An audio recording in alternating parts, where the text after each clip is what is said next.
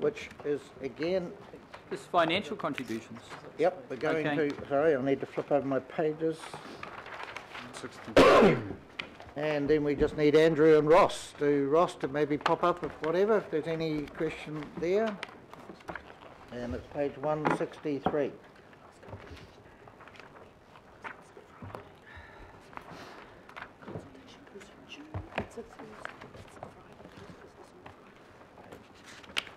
Right, is there anything you want to note, Andrew or Ross? We're just having a little debate here. We may change the 31st of January to the 1st of February. Councillor Simpson is pointing out 1st of February is a Friday, Thursday, 31st, so we're going to change that to the 1st of February, which is sensible. So that's the close of business on the Friday. So I will move that, and Councillor Simpson will second that. So again, any questions from anyone? No? Well, put the number 16, or what is now 16. All those in favour? Aye. Aye. Against? It's actually now 15. We should probably just need to correct that to 15, is it? Right, we're now going to the approval of the Council-controlled organisation accountability policy. We have a mover, being the Mayor is going to move this one, and I will second. And we've got Alistair racing up. Is there anything that you want to say on behalf of yourself or Sarah, Alistair? No? Right. Councillor Hulse. Thank you, Mr Chair. Yes, I read these in detail, and I note the 3 pages of requests by Watercare to change the statement. I'm reassured by our fairly resolute approach to that. In other words, no change, but just some slight changes where needed. I guess, Mr Chair, my question is just a simple one. Why so many comments from Watercare? I won't presume to speak for Watercare, but I think they had concerns about impinging on what they see as their legislative mandate, and I guess our take was that the proposal didn't do that. No, I firmly agree with that, and I want that to be public. We do have a workshop coming up with Watercare, Mr Chair, and I will certainly be digging into this. I've got no intention to do that tonight, but I think there's some questions in here that absolutely deserve to be asked, and I'm very pleased that we are maintaining our quite clear control over their meanderings.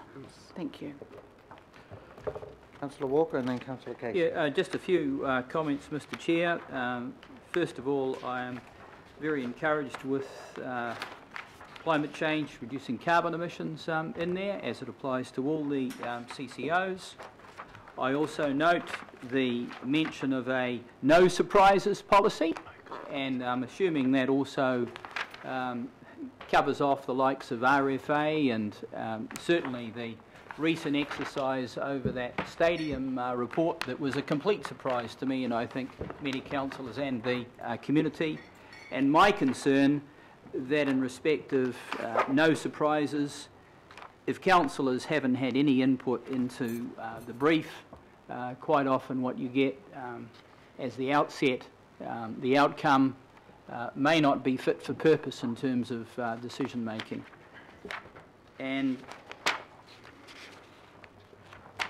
that's probably enough from me, Mr Chair. Yeah, right. Councillor Casey. Though I do note that it does go to building public trust and confidence. You thought you'd just toss that out? Yes, just quickly. Put it on the table. Thank you. Councillor Casey. Funny, it's exactly the same 2 clauses I wanted to talk about on our page 171 and 172. A policy is only as good as the way it's implemented and used, and you know, I think we've had great policy, and this is a great policy, but you know, there's just something missing. And I will refer to the $935,000 report that was commissioned by the Mayor and carried out by RFA in the absence of any input from the councillors. And what it says here is operating under a no surprises policy, which means informing the mayor, councillors. So it doesn't mean just doing something for the mayor and keeping it to yourself and not telling everybody else. So also, if we turn back the page to the bottom bullet point, improving the public's perception of transparency and accountability, you know how long it took me to get the answer to my question, which was, where did the $935,000 come from? I asked it at the meeting, remember? I got a waffly answer. I followed up with 2 written questions, and it took me till last night to get it. And that's just not good. It really isn't good enough. It's an easy answer. The answer is it came from other budgets, because the ceiling for that amount of the year was 700, so it was over budget, so they fiddled about with budgets. I mean, that's easy. It wasn't a difficult question. But it just, you know, when a wall goes up and you have to keep on asking and keep on badgering, it means that something's not working properly. That's all. It's just like, these are great words and it's a great policy, but it doesn't actually work in practice. Councillor Darby. Oh, thank you. I just want to also dwell on 1.1.8. This is another big move by the council. And those words, deliver an integrated approach to climate change, and then next bullet point, or last bullet point particularly, embedding climate change considerations into decision-making, planning and policies. That's enormous, and that's a big step that we're making there. That's not just the core organisation, we're telling the whole organisation it needs to think about the future through the climate change lens. Over the page, I just have a wee question. I'm wondering if at table 1 on page 182, we list the 100% shareholding of the Ports of Auckland.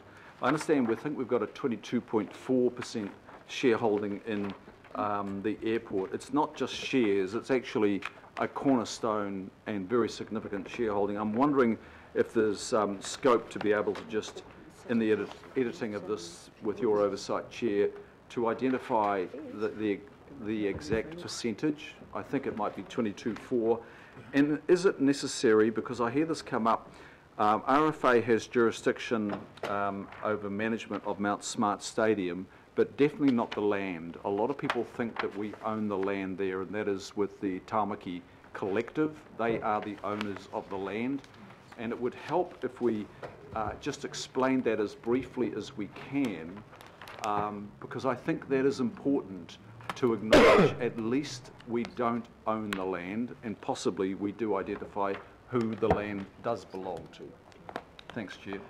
The issue of putting an exact percentage of what we own is actually a moving feast, because every time they do provide a dividend in recent times, they've also given a reinvestment option of shares, and some people take it. We don't take it, but people do, so therefore that moves the percentage around depending on the amount of take up of the reinvestment option. So I don't know, Alistair, sorry, I haven't got the page. Does it say substantial shareholding? Or I think it just says securities held by the local authority in Auckland International Airport. So, I think it could. I mean, I'll leave it in your hands. Reflecting on that, we could talk about that, but the percentage is a difficult one because it does fluctuate up and down. We have Councillor Fletcher. Thank you. In supporting these recommendations here today, Mr. Chairman, I really just want to pause and reflect on where we've come since the formation of Auckland Council and CCOs. And in doing so, I do want to acknowledge Alistair and all of those who have been working with him. For me, you can't really divorce the issue of CCO accountabilities from the wider issues of governance. And I think, taken comprehensively, the work that the Council is currently undertaking, looking at the appointment of directors and chairs, looking at board performance, because ultimately it's about the people who sit on these boards who are going to deliver those expectations that we have of this Council and through the LTP. So I think we have made some progress. I think we've got a long way to go, but I think we are being supported in that with the work that is coming through Alistair's group. But we sometimes give too little time to the significance of that work. And so I just highlight it because I think it is important, and we will not have this delivered unless we get those right appointments and unless we can assess the performance of those boards on a regular basis. So thank you, I'm supporting this. Councillor Walker. Yeah, just have a question, and I'm looking at strategic assets. Should I assume that the town hall, that is, this building, comes under the Aotea Centre, or I don't know where? So is this building a strategic asset? The honest answer is I don't know, Councillor. The list of strategic assets isn't actually defined by this policy. Rather, it's uplifted from the significance and engagement policy and just taken directly into this. Okay, well, I'd just like to say that it should be a strategic asset, and let's make that sure, because I wouldn't want us to flog it off. No danger of that. And I just note in that regard that we do not have any civic strategy going forward, and I know I've raised that many times. This council exists in perpetuity. We should have that. The other issue that I just want to raise, Mr. Chair, is sure, I agree that our interest in the waterfront land is a strategic asset. And quite obviously, we're not flogging that off. But we're actively flogging off our interests, our freehold interests, in any number of marinas around Auckland. Put them together, and it is a phenomenal strategic asset that goes to civil defence, it goes to placemaking, it goes to transport for ferry services, and I could elaborate any other number of strategic elements to those assets. We are not consistent in respect of strategic assets. We need to be, because we are rapidly losing control of things that we are going to need into the future. And certainly, I concur with my fellow councillor when he talks about climate change and adaptation and so on, and I raise these things on a consistent basis. Those assets are going to be vital assets into the future. And sure, we don't have any climate change adaptation plan at this stage, and even our mitigation has got something to answer for, but we need to pull those things together and take a far more strategic approach going forward and broaden this list. So I hope that the Chief Executive is picking up on that, because we can't just pick things off and sell them individually. We have to consider an integrated strategy across the city.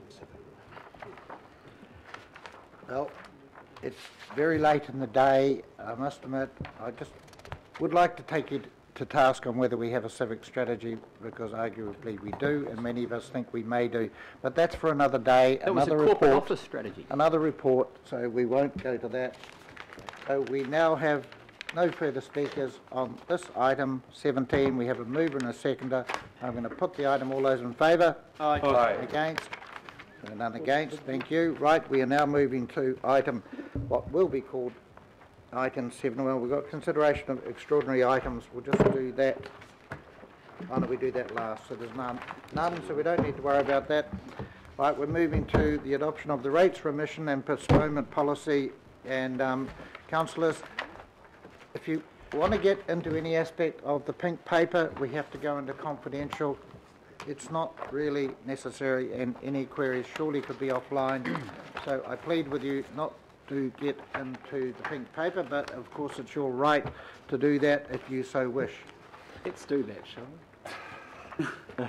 Remind you, we have another meeting after this, straight after this. So the Mayor has moved this, and I've seconded that, and I've asked the Mayor to move this simply because he will have the right of reply, and in a very quick summation he may want to say something generally and a last minute vote of thanks or something. So we've got a mover and a seconder. Is there any questions of the team about the rates remission?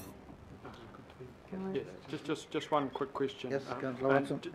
And I'm assuming it's the right place.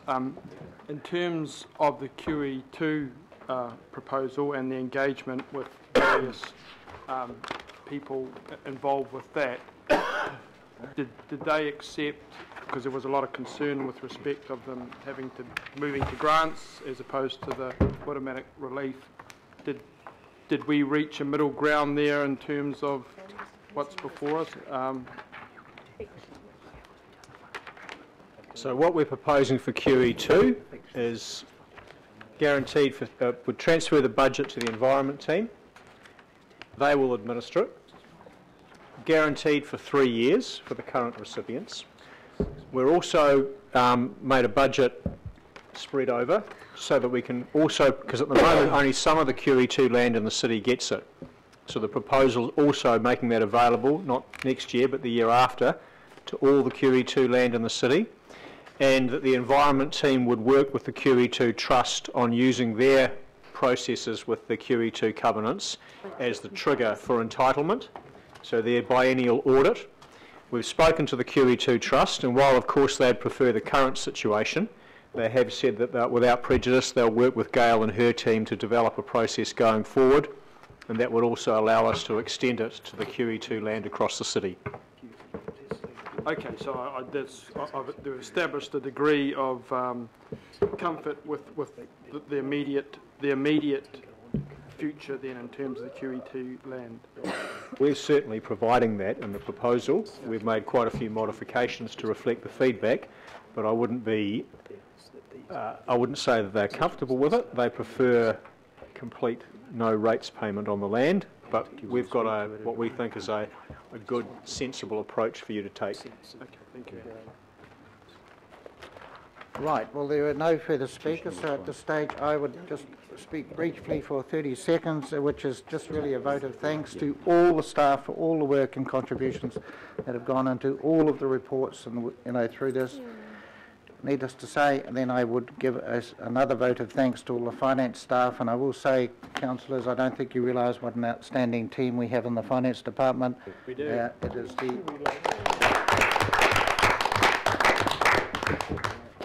and I also thank my deputy, Councillor Simpson. She has contributed, even though it's been by nodding. So therefore the challenges to the Mayor, because we're sitting at 5 to 50 and we've got 8 minutes before we need to move an extension of time. Okay, So we could get this is through to this in 8 conclude- minutes. To conclude the debate, so this is, Yeah. no one else wants to speak, so we're about to, you have the right to reply, and I'm allowing you to be general.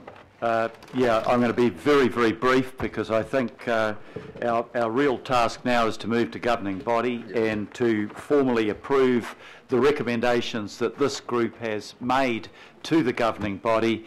But I'd just like to reiterate your points, Mr. Chairman. To get to this point has taken an immense amount of work.